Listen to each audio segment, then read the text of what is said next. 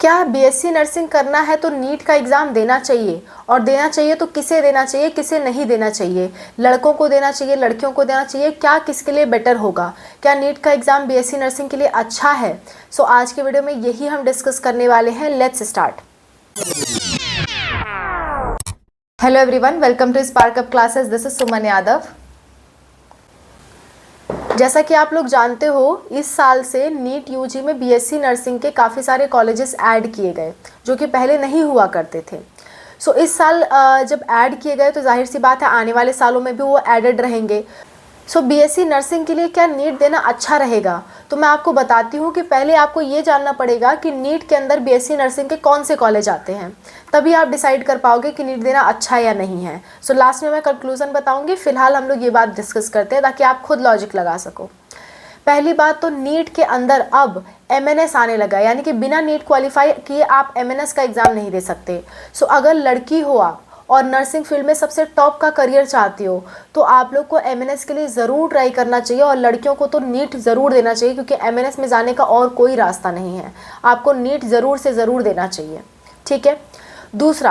दूसरा जो है कि बीएचयू कई लोग टारगेट करते हैं कि बनारस हिंदू यूनिवर्सिटी से हमें बीएससी नर्सिंग करने का मौका मिले। तो बनारस हिंदू यूनिवर्सिटी लड़कों के लिए भी होता है, लड़कियों के लिए भी होता है। सो अगर आप बीएचयू से बीएससी नर्सिंग टारगेट कर रहे हो तो भी आपको नीट का एग्ज़ाम देना चाहिए। और दिल्ली के कई सारे ऐसे कॉलेजेस हैं, 7-8 ऐसे कॉलेजेस हैं जो नीट का स्कोर एक्सेप्ट करते हैं। लेकिन इसके अलावा अगर आप सोच रहे हो कि आपका बहुत कम नंबर में बीएससी नर्सिंग में एडमिशन हो जाएगा नीट का एग्ज़ाम देके, तो ऐसा नहीं होगा। अगर मैं इस साल की कट ऑफ बताऊँ तो इस साल 550 के लगभग कट ऑफ रही है बीएससी नर्सिंग की। ऐसा क्यों है? क्योंकि इसमें कॉलेजेस बहुत कम है बीएससी नर्सिंग के। बीएससी नर्सिंग के प्राइवेट कॉलेज तो आते ही नहीं नीट के अंतर्गत, ठीक है। बीएससी नर्सिंग के प्राइवेट कॉलेजेस नहीं है नीट के अंतर्गत, और जो हैं वो सारे गवर्नमेंट है और टॉप लेवल के कॉलेज हैं। तो जाहिर सी बात है उनकी कट ऑफ ज़्यादा रहेगी। अगर आप ऐसा सोच रहे हो कि आपको मतलब नीट का एग्ज़ाम दे रहे हो, एमबीबीएस नहीं हो पाया, बीडीएस नहीं हो पाया, आयुष कोर्स नहीं हो पाया, तो नर्सिंग तो मिल ही जाएगा, तो ऐसा नहीं है। नर्सिंग की भी कट ऑफ काफ़ी हाई गई है। अगर आप इस साल की कट ऑफ उठा के देखोगे, काफ़ी हाई कट ऑफ गई है नर्सिंग की भी। पहले हमें भी लगता था कि नर्सिंग के 400 में तो मिल ही जाएगा, आराम से नर्सिंग मिल जाएगा, लेकिन नहीं, इस बार कट ऑफ ने सबको हिला के रख दिया और सारा जो कट ऑफ था वो इंक्रीज़ हो गया।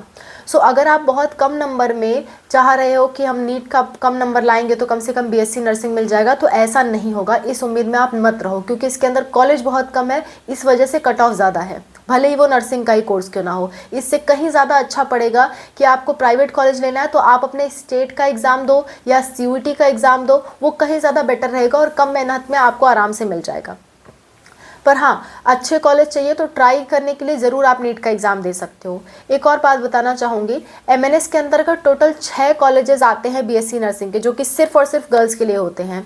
और जो नीट के अंतर्गत ज़्यादातर कॉलेजेस हैं नर्सिंग के, वो गर्ल्स के लिए होते हैं। बीएचयू एंड बीएचएमआरसी को छोड़ दिया जाए, इस साल सिर्फ इन्हीं दोनों में एडमिशन लिया गया है बॉयज़ का। हालांकि कहा गया था कि बाकी कॉलेजेस में भी लिया जाएगा, लेकिन सिर्फ इन्हीं दोनों कॉलेजेस में बॉयज़ का एडमिशन हुआ है। तो बॉयज़ के लिए देखा जाए तो नर्सिंग के लिए नीट देना कोई बहुत समझदारी की बात नहीं है। अगर आप सिर्फ नर्सिंग को फोकस रख के नीट दे रहे हो तो उससे कहीं ज़्यादा अच्छे अच्छे एग्ज़ाम्स पड़े हुए हैं, आप उन्हें दे सकते हो, ये देने की आपको ज़रूरत नहीं है।